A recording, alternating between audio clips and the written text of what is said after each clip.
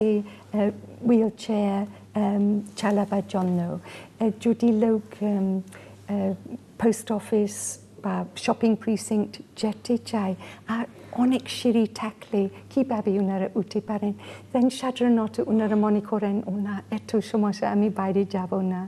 So এত সিম্পলভাবে আমরা the general public can make these changes একসাথে আমরা আমাদের কাজ করতে হবে, especially with the media such as television programs. So physical access still I think is a big problem, but access অনেকজন যখন প্রতিবন্ধী বাচ্চা আসে আর ওনারা স্কুলে নিয়ে যেতে চান, স্পেশালি গ্রামে মনে হয় স্কুল শিক্ষক শিক্ষয়িত্রী একটু রেজিস্ট্যান্ট, ওনারা জানেন না কীভাবে ডিল করতে হবে যে বাচ্চা যে শুনতে পারে না, দেখতে পারে না, মুভমেন্ট করতে পারে না। So again a terrific amount of work to do এই প্রতিবন্ধী বাচ্চাকে সুযোগ দেওয়ার জন্য, লেখাপড়ার জন্য।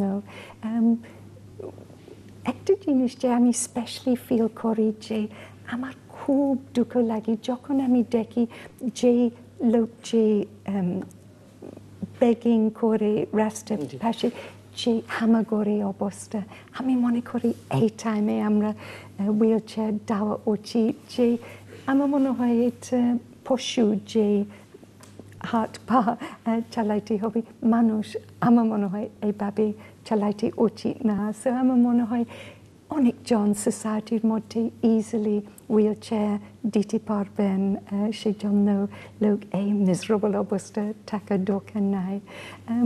আমার মনে হয় আমরা অনেক কিছু প্রোগ্রেস করছি, আমি জানি আমাদের রাস্তার সামনে আরও অনেক দূর। আমি একটু আপনাদের প্রত্যেকের কাছে আসবো, কিন্তু সময় খুব বেশি আমাদের হাতে নেই এবং আমি জানি যে এই বিষয় নিয়ে আরও অনেক কথা আমাদের বলবার আছে, আপনাদেরও বলবার আছে এবং আমাদের জানবারও আছে। ভবিষ্যতে আমরা আরও কথা বলবো। আমি প্রত্যেককে 1.5 মিনিট করে সময় দেব। এর মধ্য থেকে আপনারা যে সমস্যাগুলো যেভাবে ফিল করেন এবং এর সমাধান যেভাবে চান সেভাবেই অ্যাড্রেস করবেন, আমি রিপিট করবেন না কেউ। যেমনটা ভ্যালেরি অনেক কথা বলেছেন যে শিক্ষা, কর্মসংস্থান, যাতায়াত বা প্রবেশগম্যতা যেগুলো আপনারা বলছেন, বা সুবর্ণ নাগরিক হিসেবে যে ধরনের সুবিধে বা সুযোগ তৈরি করে দেওয়ার জন্য রাষ্ট্রের কাছে আপনাদের দাবি।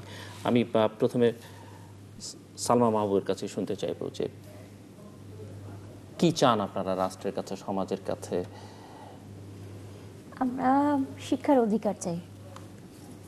এক কথায় যদি বলতে হয় শিক্ষার অধিকার। বাংলাদেশে মাত্র 4% শিশু, প্রতিবন্ধী শিশু স্কুলে যেতে পারে। একটা মানুষের স্বনির্ভর হওয়ার প্রথম চাবিকাঠি হচ্ছে শিক্ষা। শিক্ষা না থাকলে সে কর্মক্ষেত্রে যেতে পারছে না, সে বাইরে যেতে পারছে না। বাইরে যেতে গেলেও, শিক্ষাক্ষেত্রে যেতে গেলেও তার প্রবেশগম্যতা লাগছে। তো শিক্ষাটা যদি সেভাবে দেয়া হয়, শিক্ষার ব্যবস্থাটা যদি করা হয়, গভর্নমেন্ট নিশ্চয়ই প্রবেশগম্যতার ব্যবস্থাটাও করবেন, সাথে সাথে ওটা এসে যাবে। কিন্তু শিক্ষাটা খুবই জরুরি।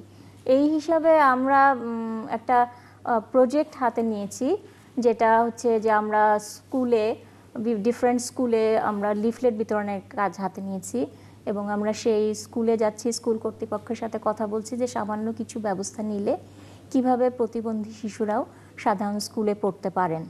এটা খুব বেশি কিছুর দরকার নেই, জাস্ট ওনাদের সদিচ্ছাটাই বড় এখানে।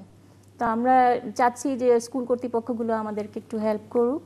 আমরা সেখানে স্কুলের অভিভাবক, তারপরে শিক্ষক, ছাত্রছাত্রী সবাইকে নিয়ে আমরা একটা মতবিনিময় সভার মতো করতে চাই, যেখানে আমরা বুঝাতে চাই যে প্রতিবন্ধীদের পড়ার অধিকার আছে, তাদের এটা থেকে যেন বঞ্চিত না করা হয় এবং সহজ অ্যাক্সেসগুলো যদি থাকে স্কুলে, অভিভাবকরাও রাজি হবেন, উৎসাহী হবেন প্রতিবন্ধী শিশুদের স্কুলে নিয়ে আসতে।